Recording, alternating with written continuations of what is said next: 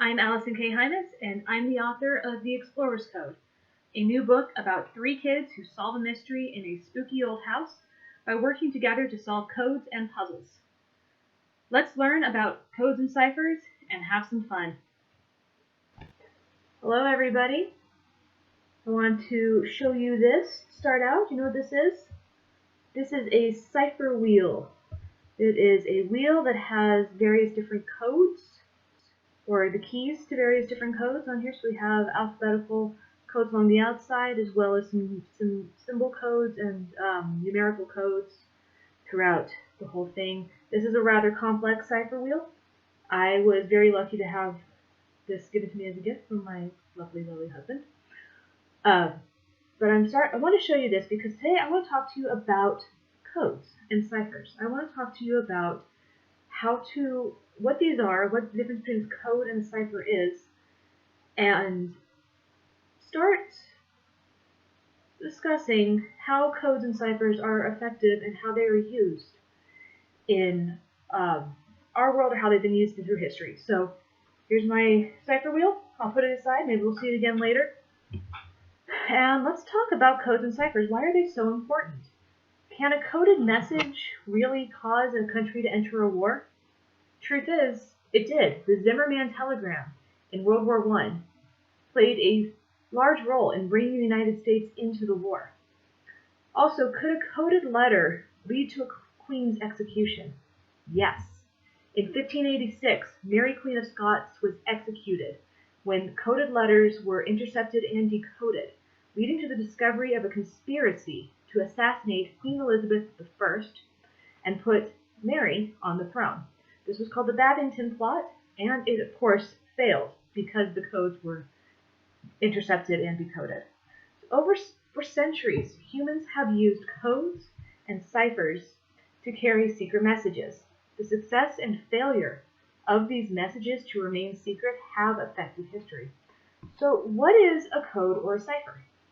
Well, a code refers to pretty much any kind of secretive message. Codes and ciphers, they're both secret ways to communicate messages. Codes are a little different than ciphers because codes can revolve around keywords or phrases that mean things to the recipient that are not obvious to other people. So, like the eagle has landed, or if you were to tell somebody to bring the package to your doorstep, maybe you might be referring to something specific. You're speaking in code. Ciphers, on the other hand, they substitute ciphertext for plain text. Basically, it's a different way of writing using symbols or letters or even numbers to change the way the words themselves are written. So basically, you could look at a code and it might make sense grammatically, even though you don't understand the meaning behind it, whereas a cipher, it would look like gibberish. So there are different types of ciphers. We're going to talk a lot about substitution ciphers today and in future videos because they're so commonplace. Some will use grids, some will use books, some will just simply use wheels like this to swap out one symbol for another.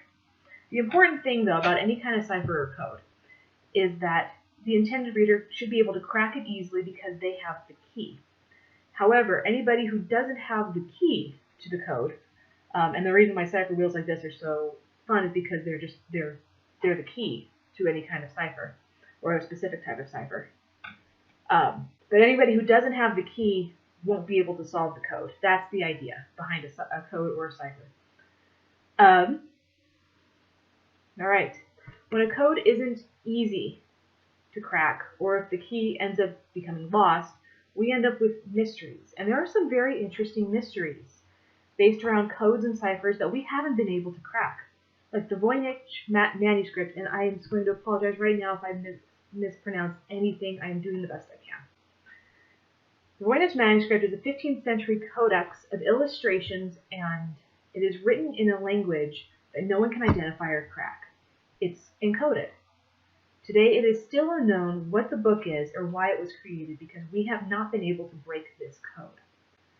Another code or cipher that we are still unable to crack is the Shugborough inscription, which looks like this. It's on Shepherd's Monument in Staffordshire's Shugborough Hall. Again, I am apologizing for if I mispronounce these. Anyway, with this particular inscription, Charles Darwin and Charles Dickens were among those who attempted to solve it, but nobody has, not even them.